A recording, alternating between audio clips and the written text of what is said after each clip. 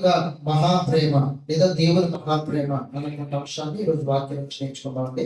అపోస్తలుడైన పౌలు ఎఫెసీయులకు రాసిన పత్రిక 2వ అధ్యాయం 4వ వచనం నుంచి, అయినను దేవుడు కరుణా సంపన్నుడై ఉండి మనము మన అపరాధముల చేత చచ్చిన వారమై ఉండినప్పుడు సైతము మన ఎడల చూపిన తన మహాప్రేమ చేత మనలను క్రీస్తుతో కూడా బ్రతికించెను.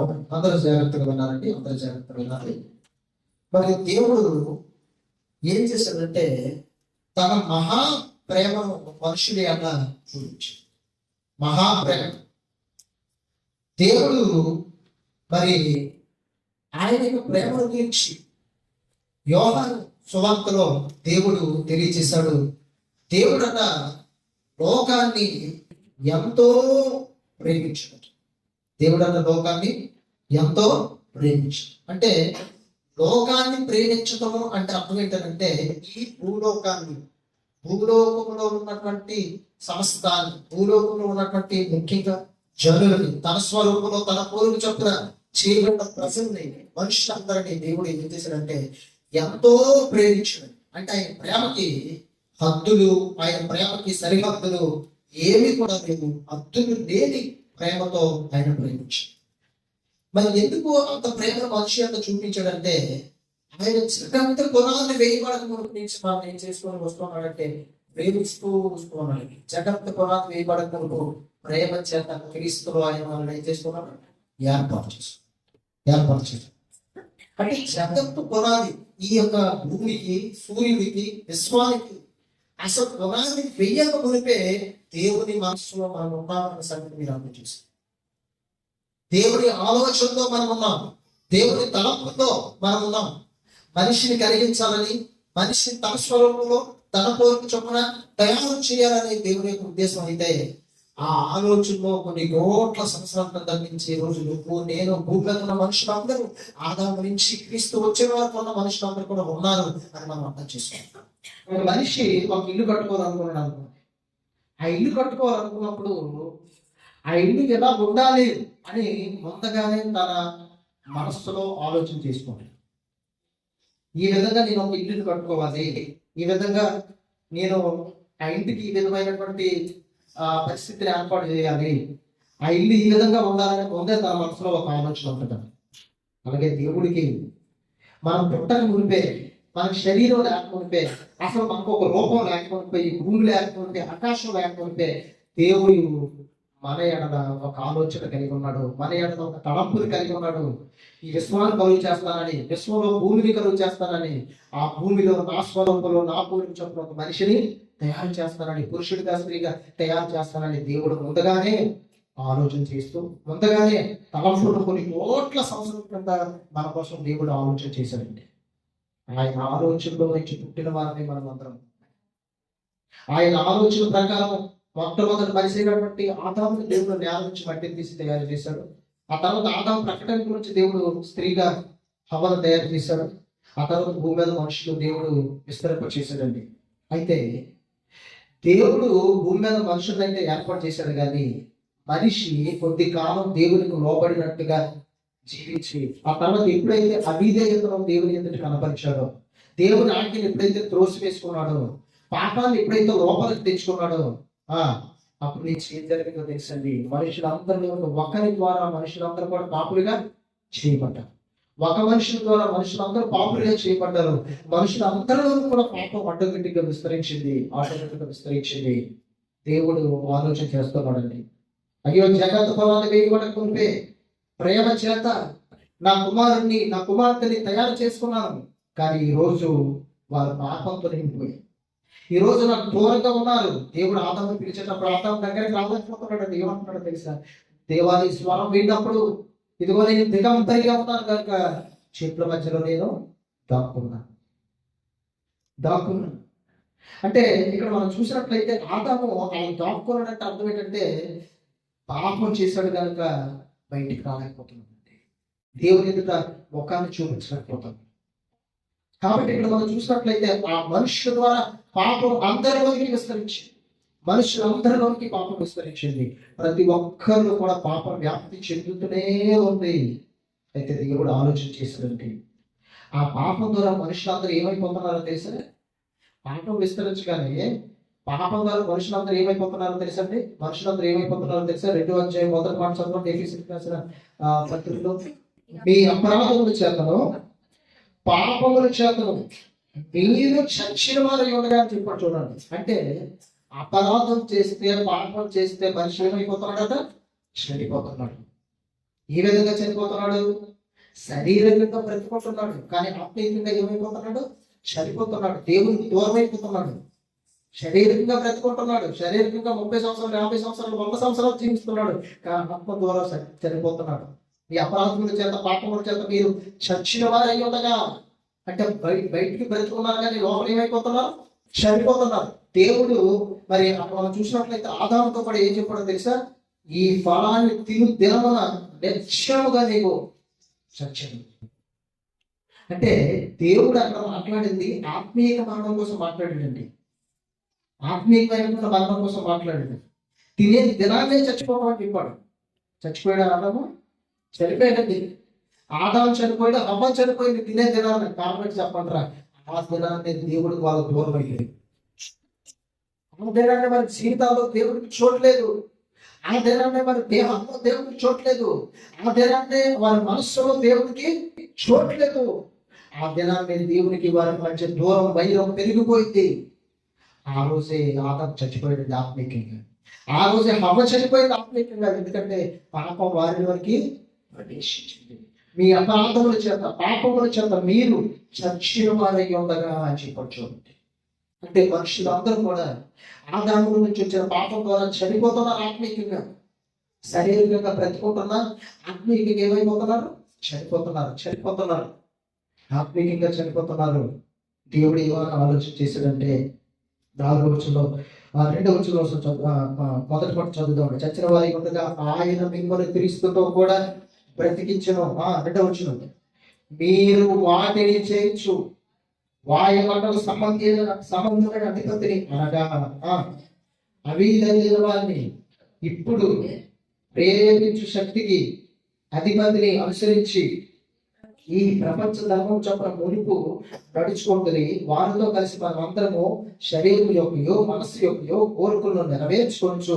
మన శరీరాశను అనుసరించి మునుపు ప్రవర్తించు కడమ వారి వలె స్వభావ సిద్ధంగా దైవోగ్రతకు పాత్రులమై ఉంటుంది. అంటే ఇక్కడ మనం చూసినట్లయితే మరి వాళ్ళు వాటిని చేస్తూ పాపాలు చేస్తూ అపరాధాలు చేస్తూ ఏం చేస్తారన్నమాట? వాయుమండల సంబంధమైనటువంటి అధిపతి అనగా సాతాను. వాయుమండల సంబంధమైనటువంటి అధిపతి అనగా ఎవరంటే? సాతాను. అనగా అవిధేయులైన వారిని ఇప్పుడు ప్రేరేపించు శక్తికి అధిపతిని అనుసరించి. అంటే అవిధేయులైపోతున్నారు. ఆదాము ఏమైపోయారు? దేవుని మాటకి ఏమైపోయారంటే అవిధేయతను చూపించారు. అవిధేయులైపోయినటువంటి వారిని చూడండి, అక్కడ చెప్పాను చూడండి, మీరు వాటిని చేయొచ్చు వాయుమండల సంబంధమైన అధిపతిని అనగా అవిధేయులైన వారిని ఇప్పుడు ప్రేరేపించే శక్తికి అధిపతిని అనుసరించి ఈ ప్రపంచ ధర్మము చొప్పున మునుపు నడుచుకుంటుంది. అంటే క్రీస్తుతో కూడా తిరిగి బ్రతకక మునుపు పాపముల చేత అపరాధముల చేత చచ్చిపోయి ఉండినప్పుడు మరి అవిధేయులైన వారిని ప్రేరేపించేటువంటి వాయుమండల శక్తి సాతాను ఏం చేస్తున్నాడంటే ప్రేరేపిస్తుంటాడు. ఏం చేస్తున్నాడు? మనుషుల్ని ప్రేరేపిస్తున్నాడు. దేనికి ప్రేరేపిస్తున్నాడంటే పాపాన్ని చేయడానికి ప్రేరేపిస్తుంటాడు. అప్పుడు ఏమైనా ప్రేరేపించాడు? చావు, ఇది తింటే చావు, ఇది తిని జరగన దేవతగా మారిపోతామని చెప్పాడు. ప్రేరేపణ కలిగించాడు. ఆ ప్రేరేపణకు లోనైపోయి ఆ ప్రేరేపణ మంచిదని అనుకొని ఆ క్షణానికి అమ్మకాలు మంచిదిగా తోచింది, కానీ తర్వాత దేవునికి శాశ్వతంగా ఏమైపోయిందో తెలుసా? దూరం అయిపోయింది. దేవునికి శాశ్వతంగా దూరం అయిపోయిన ఆదాము హవ్వలు. ఎందుకో తెలుసా? ఆ క్షణానికి సాతాను ప్రేరేపణకు లొంగిపోయాడు. ఆ క్షణానికి సాతాను ప్రేరేపణ ముఖ్యంగా హవ్వలో పోయింది. తినవు, చావు, దేవతగా మారిపోతాం. అసలు నీకు చావు రాదు. ఎవరన్నా నీకు చావు వస్తుందని ప్రేరేపించాడు. మాట్లాడుతూ ప్రేరేపించాడు. ఆ ప్రేరేపణకు లొంగి అమ్మ దేవునికి దూరం అయిపోయింది. చనిపోయిన దినాన్ని, ఆదాము చనిపోయిన దినాన్ని శారీరకంగా బ్రతికున్న ఆ రోజు ఆత్మీయంగా దేవుడు చెప్పిన ప్రకారం దినమున చూడండి, దినమున నిశ్చయముగా మీరు చచ్చింది. ఆ దినాన్ని ఆదాము చనిపోయాడు, ఆ దినాన్ని హవ్వ చనిపోయింది. దేవుడికి దూరం అయిపోయి ఏ దేవుని తోటలో నుంచి బయటికి ఇంటి వేయబడ్డారండి, బయటికి తోడు వేయబడ్డారు. ఏదైనా తోటలకు ఛాన్స్ లేదు, ఉండడానికి మీకు అవకాశం లేదు, ఉండడానికి ఒక్క పండు కూడా తప్పు కూడా తినడానికి అవకాశం లేదని వాళ్ళకి. అలాంటి పరిస్థితుల్లో ఆదాము హవ్వ వెళ్ళిపోయారు. ఎందుకంటే ఆ చెప్తున్నాడు చూడండి, ఇప్పుడు ప్రేరేపించే శక్తికి అధిపతిని అనుసరించి ప్రపంచ ధర్మం చొప్పున మునుపు నడుచుకుంటుంది. మూడో వచ్చిన వారితో కలిసి, అంటే ఈ ప్రపంచంలో ఉన్న మనుషులతో కలిసి సమాజంతో కలిసి ఏం చేస్తామంట, మనం అందరము శరీరం యొక్క మనస్సు యొక్క కోరికలను నెరవేర్చుకోవచ్చు. మన శరీరాన్ని అనుసరించి మునుపు ప్రవర్తించుచు కడమ వారి వలె స్వభావ సిద్ధముగా దైవోక్రమం ఏమైపోయినమాట ఆతులపై ఉంటుంది. అంటే మనుషులు బాప్తిజం పొందక మునుపు శరీరం యొక్క మనసు యొక్క కోరికలు నెరవేర్చుకుంటూ ఏం చెప్తారు చూడండి, మా శరీరాన్ని అనుసరించి నడుచుకున్న మునుపు ఆయన నడుచుకున్నప్పుడు అంటే ఎలా మారిపోయామో తెలుసండి, వారి వలె స్వభావ సిద్ధముగా దైవోగ్రతకు భక్తుడమై ఉంటుంది. ఏమండి, సోదరో గోమాన ప్రజలు దేవుని ఉగ్రతకు బలైపోయారో లేదు, బలైపోయారు. ఇంకా ఇశ్రాయేల్ సమాజంలో అనేక మంది దాతాను అభిరాములు దేవుడు ఉగ్రతకు బలైపోయారు. ఎలా మన బైబిల్ గ్రంథంలో పాత సంవత్సరం మనం చూసేటప్పుడు అనేక మందిని దేవుడు ఉగ్రతకు బలైపోయారు. ఎందుకంటే మన శరీరం యొక్క మనసు యొక్క కోరికలు నెరవేర్చుకుంటూ లోకాన్ని ప్రేమిస్తూ లోక భాషంతో జీవిస్తూ అదే నిజమైన బ్రతుకుంటూ దేవుడికి దూరం అయిపోయారు. ఒక రోజు దేవుడు ఉగ్రతకు ఏమైపోయింది తెలుసా, బలైపోయారు వారు. మనం కూడా వారి శరీరం యొక్క మనసు యొక్క కోరికలు నెరవేర్చుకుంటూ దేవుడు ఉగ్రత పాత్రగా ఉన్నాం, అంటే రెడీగా ఉన్నాం. ఆయన ఉగ్రత ఇస్తే మనం బలైపోవడానికి రెడీగా ఉన్నాం, సిద్ధపడిపోయాం. కానీ అలాంటప్పుడు దేవుడు ఏం చేశాడో చూడండి, ఆలోచనలు అయినను దేవుడు కరుణ సంపన్నుడై ఉండి మనము మన అపరాధముల చేత చచ్చిన వారమై ఉన్నప్పుడు సైతము అనయన చూపిన తన మహా ప్రేమ చేత మనము క్రీస్తుతో కూడా బ్రతికించింది. ఏమంటే మన పాపల చేత చచ్చిపోయి ఉన్నప్పుడు, అపరాధాల చేత చచ్చిపోయి ఉన్నప్పుడు, దోషముల చేత చచ్చిపోయి ఉన్నప్పుడు దేవుడు ఏం చేసిందో తెలుసండి, కరుణ సంపన్నుడై కరుణ చూపించడానికి మన యొక్క కనికరాన్ని చూపించడానికి మన యొక్క అయ్యో ఈ వ్యక్తి ఆత్మీయంగా చచ్చిపోయాడే, ఈ వ్యక్తి ఆత్మీయంగా చచ్చిపోయిందే, పాపం చేత చచ్చిపోయిందే, అపరాధం చేత చచ్చిపోయింది అని దేవుడు మన ఎడమట కరుణ చూపించడాన్ని. కరుణ చూపించి ఏం చేసినా తెలుసా, మన అపరాధముల చేత చచ్చిన వారమై ఉండినప్పుడు సైతం మన యొక్క ఏం చేసినా తెలుసండి, తన మహాప్రేమను చూపించాడు. పాపాల చేత చచ్చిపోయినా, అపరాధాల చేత చచ్చిపోయినా, దోషాల చేత మనం చచ్చిన వారమై ఉండగా దేవుడు మనం చూస్తున్నప్పుడు శరీరంగా మనం బ్రతుకుండి ఆత్మీయంగా లోపల చచ్చిపోయినా సరే, చచ్చిపోయిన టైంలో కూడా, చచ్చిపోయిన సమయంలో కూడా దేవుడు తన మహాప్రేమ మన ఎడ చూపించాడు. ఏంటి దేవుడి యొక్క మహాప్రేమ అని మనం ఆలోచన చేసినట్లయితే, పరలోకంలో ఉన్న వాక్యంగా ఉన్న యేసుక్రీస్తు, పరలోకంలో వాక్యంగా ఉన్న యేసుక్రీస్తు భూమి మీద బలాలంచుకోండి. భూమి మీద నువ్వు ఎన్ని హింసలు పొందాలి, భూమి మీద నువ్వు ఎంతగా దూషించబడాలి, భూమి మీద నువ్వు ఎంత గాయపరచబడాలో, భూమి మీద నువ్వు తప్పవిధమైన మరి మాటలు పడాలో, అవన్నీ కూడా యేసుక్రీస్తుకు మొదలుగానే చెప్పబడండి. ఎవరు వెళ్తారు ఆ నిమిత్తము, ఎవరి పోగొరు ఆ నిమిత్తం అని యెషయా గ్రంథంలో ఉంటుంది. అంటే యేసుక్రీస్తు ప్రభువారు అంటే నేను వెళ్తాను అక్కడికి, నేను నీ పిల్లలందరి నిమిత్తం నేను ప్రారంభపెడతాను.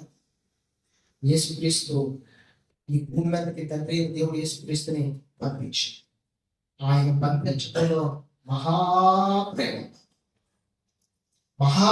అర్థం ఏంటంటే, తన సొంత కుమారుడైన యేసుక్రీస్తుని మట్టి నుండి తీయబడినటువంటి మన కొరకు కల్వరి శిలువలో బలిగా అర్థమైందండి. దేవుడు మన కోసం అన్ని ఇచ్చాడు.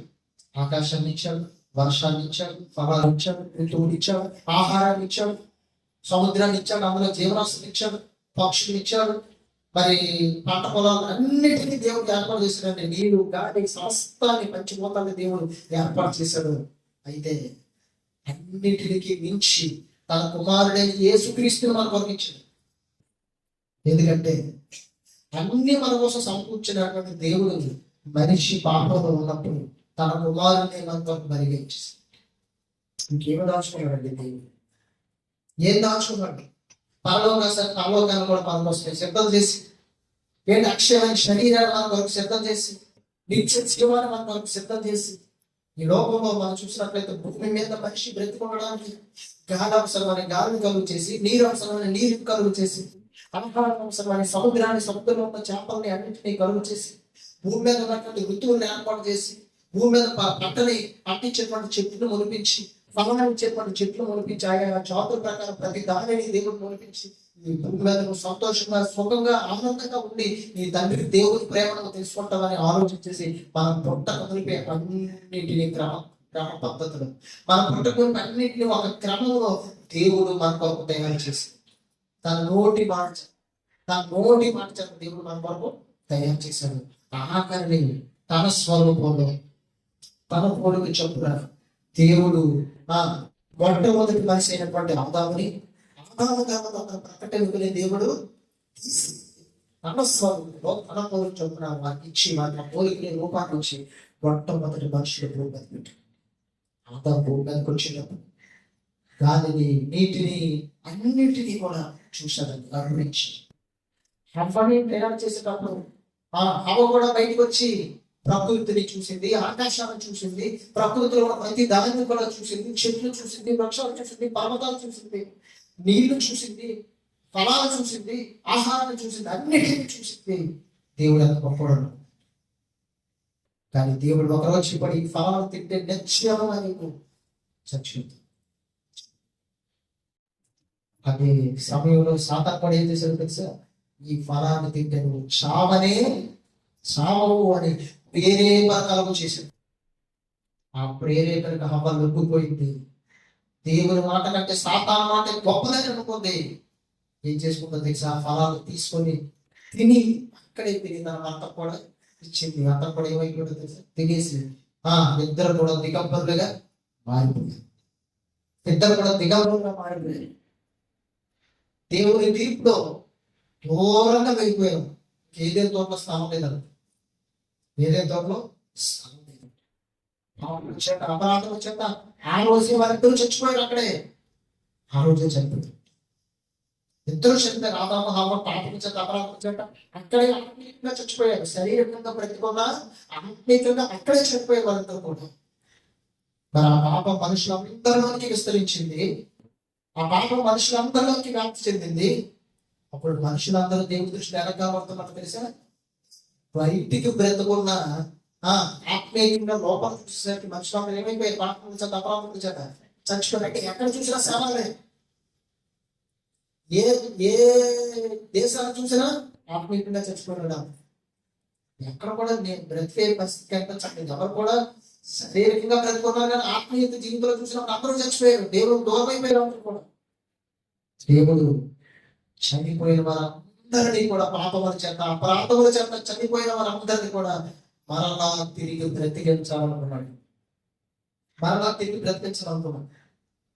అందుకేనండి దేవుడు తన మహాప్రేమ మన అపరాధముల చేత పాపముల చేత మనం చచ్చిన వారిని ఉన్నప్పుడు సైతం దేవుడు ఏం చేశాడు? అలా శవాల్లాగే మనం వదిలేదండి. అలా శవాల్లాగా వదిలేసి మరి నరకానికి టైం అయిపోయినప్పుడు నరకంలో మనం తోసేదండి. తన ప్రేమను చూపించడండి. ఆ ప్రేమ చిన్న విషయం కాదు, మహాప్రేమను చూపించాడు.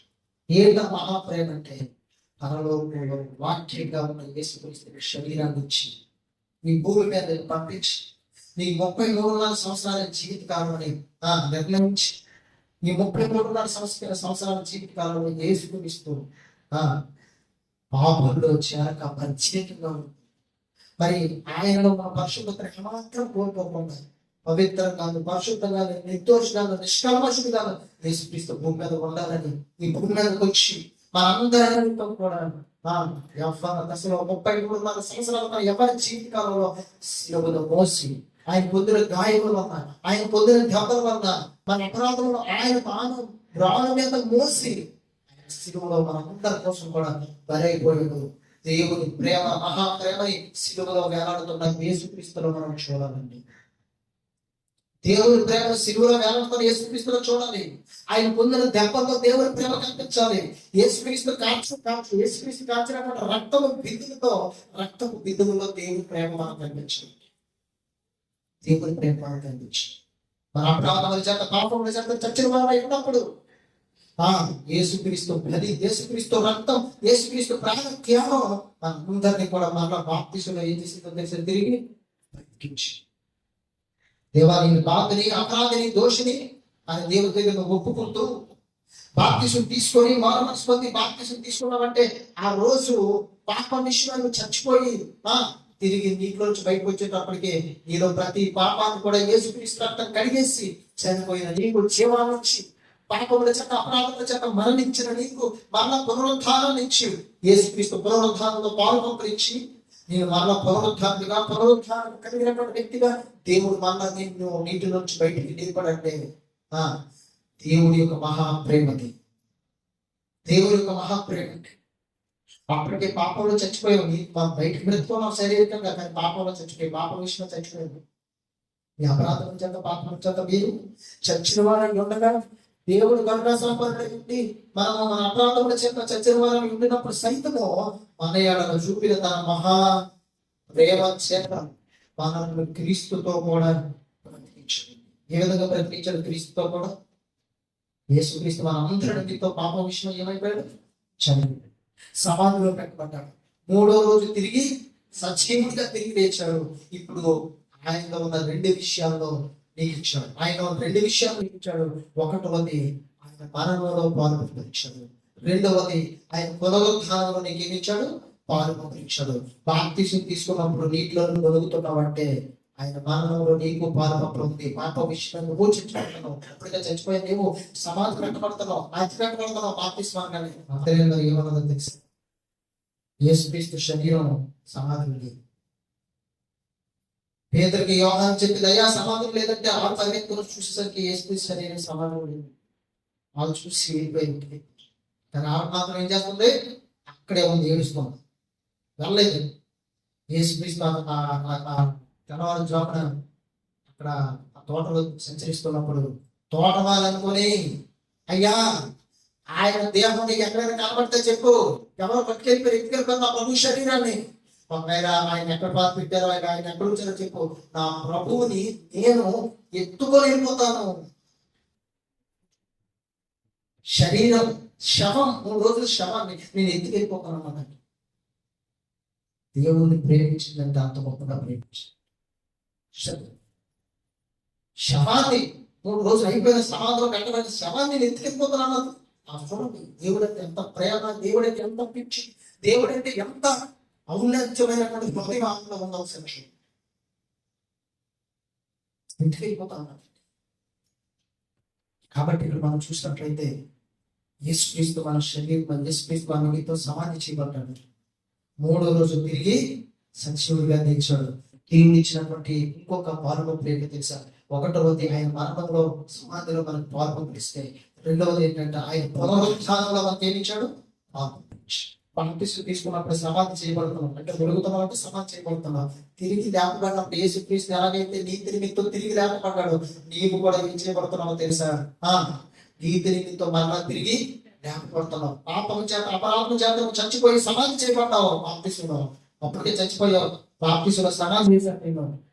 నీటిలో నుంచి అలా బయటకు వచ్చేటప్పుడు ఏం జరిగిందో తెలుసా?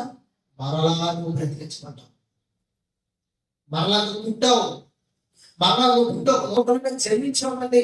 నూతన జన్మనిచ్చాడు. ఒకటి నీటి మూలంగాను ఆత్మ మూలంగాను జన్మిస్తేనే తప్ప దేవుని రాజ్యంలో ప్రవేశించలేడు. కాబట్టి నువ్వు మరలా పుట్టావు, మరలా జన్మించావు, మరలా జీవనిచ్చాడు దేవుడు నీకు. మరలా నీ పాపం అపరాధులన్నీ కూడా కడిగి వేసి దేవుడు తన జీవాన్ని పంపించి మరలా నూతనమైన వ్యక్తిగా క్రీస్తుతో కూడా పాల్పొంచి పునరుత్థానంలో పాల్పొంచి నేను మరలా తిరిగి బ్రతికించడండి. మరలా నేను ఏం చేశాను? తిరిగి బ్రతికించాను. దేవుని యొక్క మహాప్రేమ నీకు అర్థం కాలదా? దేవుడు నీ కోసం ఎంత చేశాడో నీకు అర్థం కాలదా? తన కొడుకుని నీ కొరకు భరించేశాడు, తన కుమారుడిని నీ కోసం భరించేశాడు.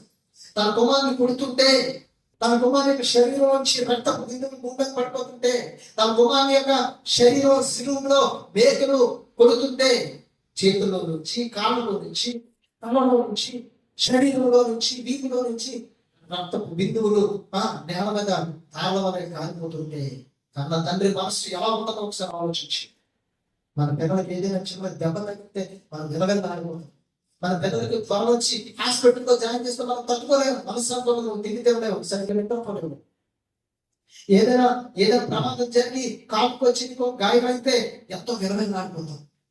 చిన్న గాయానికి మనం విలువెళ్ళాడిపోతుంటే తండ్రి చూస్తున్నప్పుడు, తండ్రి కళ ముందు యేసు నేను కొట్టిందేమో చెప్పు అని ఆయన గుద్దుతూ యూదుల రాజు శుభం అని చెప్పి ఆయన మునికి తొలగించి హేళన చేసి దూషించి ఉమ్మి వేసి ఆయన ఎగతాళి చేసి భారమైన సిలువలు ఆయన భుజం మీద పెట్టి మోసుకొని వెళ్తూ ఉన్నప్పుడు, ముందుగానే కొండలు కొట్టినప్పుడు మోసుకొని వెళ్తున్నప్పుడు, కొడుతున్నప్పుడు సిలువలో ఆ గోలు కొత్త కొట్ట మీద సిలువలో మేకలు వేసి ఆయన మేకలు వేస్తున్నప్పుడు కన్న తండ్రి మనసు ఎంత వెలవెల్లాడిపోతుందో మీరు అర్థం చేస్తుంది.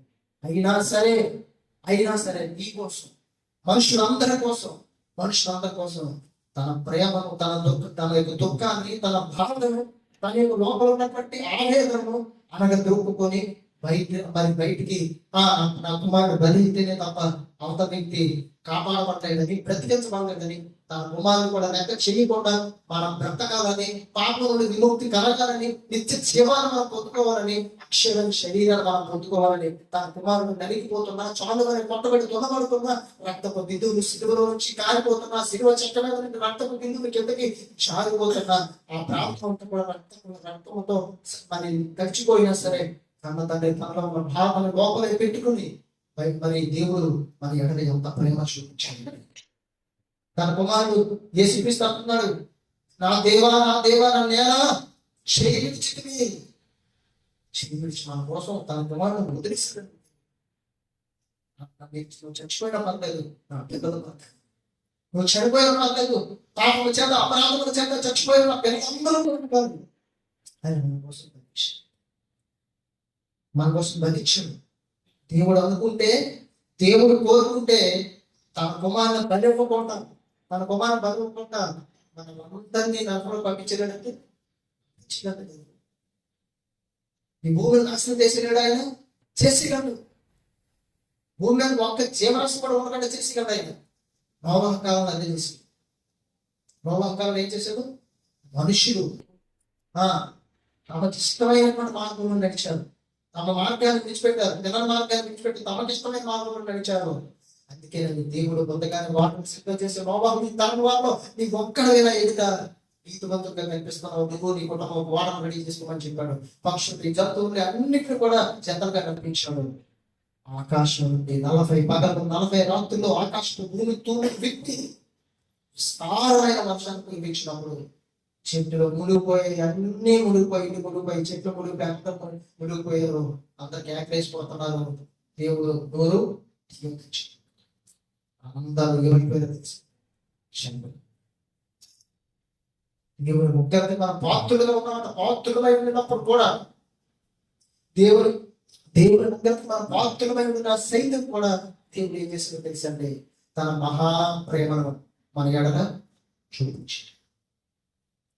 తన మహాప్రేమ చూపించాడు. ఒక్కరితో కడిగి మనం చంపేగాడు సోదమ బొమ్మరవాళ్ళు చంపేగాడు. పాత్ర బంధంలో అనేక మంది దేవుడి మంది దిగుబాటు చేసినప్పుడు వ్యక్తులు ఉన్నప్పుడు మరి నాశనం చేయాలని నోవహు కాలంలో కూడా ఈ నాశనం చేసేయగలడు. ఒక సముద్రాన్ని రప్పించి మొత్తం భూమిని అంతా నించగలడు ఆయన. భూమిని మైన వాళ్ళ కలిగేటట్టు లగ్గించడం కాల్చగలడు ఆయన. ప్రేమను చూపించాడు, మహాప్రేమను చూపించాడు. తన కుమారుడే మన కోసం భూమి మీద పంపించాడు. సిలువలో ఆయన కొడుతున్నప్పుడు, సిలువలో ఆయన హింసిస్తున్నప్పుడు తండ్రి లోపలి దుఃఖాన్ని, బాధని తెగరిపుకొని మనం బ్రతకాలని, పాపం చేత అపరాధం నుండి బయటికి రావాలని, అలా బ్రతికి ఆయన స్వరూపంలో, ఆయన కోరికలో మరలా ఆయన నిధికి కనిపించాలని, పరలోకానికి మనం వెళ్ళాలని, నిత్య జీవనాన్ని పొందుకోవాలని, తన పిల్లలమైన మనం అందరికీ కూడా ఆయన దగ్గర ఉండాలని దేవుడు తన కుమారుని యేసుక్రీస్తు మనం అందరి కోసం కూడా బంధించాడు. మనందరి కోసం కూడా యేసుక్రీస్తు ఏమైపోయాడు? బలైపోయాడు. మన దోషముల నిమిత్తం, మన అపరాధముల నిమిత్తం, మన పాపముల నిమిత్తం యేసుక్రీస్తు బలిపశువుగా మారిపోయింది. బలిపశువుగా మారిపోయాడు. నా దేవ నన్ను ఎలా చేయి విడిచితివి అని వేసిపిస్తారు. దేవ నా ఆత్మను నీ చేతికి అప్పగించు. చూసాను, ఒక కుమారుడు తండ్రికి తల్లికి నాన్న చచ్చిపోతున్నాను, ఇదే నా ఆఖరి శ్వాస అని హాస్పిటల్కి వెళ్ళిపోవడానికి తెలుసు. సిలువలో యేసుక్రీస్తు చేతుల మాట్లాడాలన్నాడు. తండ్రి మనసు ఎంత విలవిల్లాడిపోయి ఉంటారు, తండ్రి హృదయం ఎంత ఆవేదనకి దుఃఖానికి గురైపోయి ఉంటుందో చూడండి. కేవలం మనం బ్రతకాలి, కేవలం మన పాపం నుండి అపరాధం నుండి మనం బ్రతికి నూతనంగా జన్మించాలని దేవుడు మన నిమిత్తం తన మహాప్రేమ మన ఎక్కడ చూపించింది. ఆయనే కానీ ప్రేమ చూపించకపోతే, ఆయనే కానీ తన వాత్సల్యత మన మీద చూపించకపోతే, ఆయనే కానీ తన కరుణ సంపన్నత మన మీద చూపించకపోతే, ఈ రోజు మన దేవుడు ముఖత్తుగా రెడీగా ఉంది. చనిపోయిన ఒక్క క్షణంలో ఆ తాను గుండానికి వెళ్ళిపోయి ఉండేవా. కానీ దేవుడు అందించాడు. ఏం చేసిందంటే చదువుతామండి ఆ మాట చదవండి. ఎఫెసీయులకు రాసిన పత్రిక 2వ అధ్యాయం 5వ వచనం చదువుదాము. ఆయనను దేవుడు కరుణ సంపన్నుడై ఉండి మనము అపరాధం చేతను సైతము అపరాధం చేత చచ్చిన వారమై ఉండినప్పుడు సైతము మన ఎడల చూపిన తన మహా ప్రేమ చేత మనము క్రీస్తుతో కూడా బ్రతికించాడు. అంటే దేవుని ఆలోచన ఎంతో గొప్పగా చూడండి. నా కుమారుడు కూడా అదే పాపము అదే అపరాధం చేత చనిపోతాడు, కానీ బ్రతికేటప్పుడు ఒక్కడ బ్రతక అనేక మందికి అందరూ ఏమి ఇచ్చాడు, మార్పు గొప్ప ప్రేమ చూపించి. దీనికోసం మనం ఏం కష్టపడలేదు, దీనికోసం మనం ఏమి పెద్ద బరువులు పోయలేదు. కానీ దేవుడే ఒక్క విషయంలో ఏ మనిషి ద్వారా అయితే భూమి మీద పాపం వచ్చిందో, ఏ మనిషి ద్వారా అయితే మనుషులందరూ పాపులుగా చేయబడ్డారో, ఏ పాలన ఉపయోగించి ఒకే మనిషి ద్వారా మనుషులందరినీ కూడా విశ్వాసం వచ్చి మారు మనసు పొంది క్రీస్తు నామములో బాప్తిసం పొందుకున్న ప్రతి ఒక్కరు కూడా మళ్ళీ తిరిగి ఎలా మార్చాడు, నీతిమంతులుగా మార్చాడు. చూడండి ఎంతో గొప్ప ఆలోచన కలిగి ఉన్నాడు. మన మీద తన కుమారుని బంధించి సమాధిలో పెట్టి మనకు పాలుపొప్పులు ఇచ్చి పునరుద్ధానంలో మనకు పాలుపొప్పులు ఇచ్చాడు. నీతిమంతులుగా నీతిమంతురాలుగా బాప్తిసం తీర్చిదిద్దడండి. నీ దేవుడు బాప్తిసం తీర్చిదిద్దాడు. ఆయన ప్రేమను ఏది ఇచ్చినా రుణాన్ని తీర్చుకోదు. ఆయన ప్రేమకి ఏమిచ్చి నువ్వు ఆయనకి స్తుతులు చేయదలిచినావు. ఆయన ప్రేమకి ఏమిచ్చి రుణాన్ని తీర్చుకోగలవు. ఏమిచ్చినా నువ్వు రుణాన్ని తీర్చు. అన్ని ఇచ్చాడు దేవుడు. ఆగాన్ని పరలోకాన్ని మన కోసం సిద్ధం చేసి ఇచ్చాడు. ఇదిగో నేను మీకంటే ముందుగా వెళ్ళి మీ కొరకు స్థలాన్ని సిద్ధం చేస్తాను. నేనంటే స్థలంలో మీరు కూడా ముందుగా నేను మరలా వచ్చి ఆయనతో ఉన్నట్టు మిమ్మల్ని తీసుకొని తిరుగుతాను. చేశాడు దేవుడు. ఏం చేశారు దేవుడి కోసం? నువ్వేం చేయగలుగుతున్నావు దేవుడి కోసం? నువ్వేం చేస్తావు అసలు దేవుడి కోసం? దేవుడు నీ కోసం ఎంతో చేశాడు. దేవుడు చేసిన పని చూస్తే భూమికి ఆకాశానికి మధ్య అంత ఎత్తు ఉంది. మనం ఏం చేస్తాం దేవుడి కోసం? ఏం చేయగలుగుతున్నాం దేవుడి కోసం? ఏం చేసి దేవుడు సంతోషపెట్టగలుగుతాం? దేవుడి కోసం అసలు నువ్వు ఎంత చేయగలుగుతున్నావు దేవుడి కోసం? ఏం చేయగలుగుతున్నావు దేవుడి కోసం? అసలు ఆలోచన చేయండి. తన మహాప్రేమకి నువ్వు ఏం చెల్లించగలుగుతున్నావు దేవుడి కోసం? ఆయన చూపిన మహాప్రేమకి ఏం ఇవ్వగలుగుతున్నావు దేవుడి కోసం? ఒకసారి ఆలోచన చేద్దాం.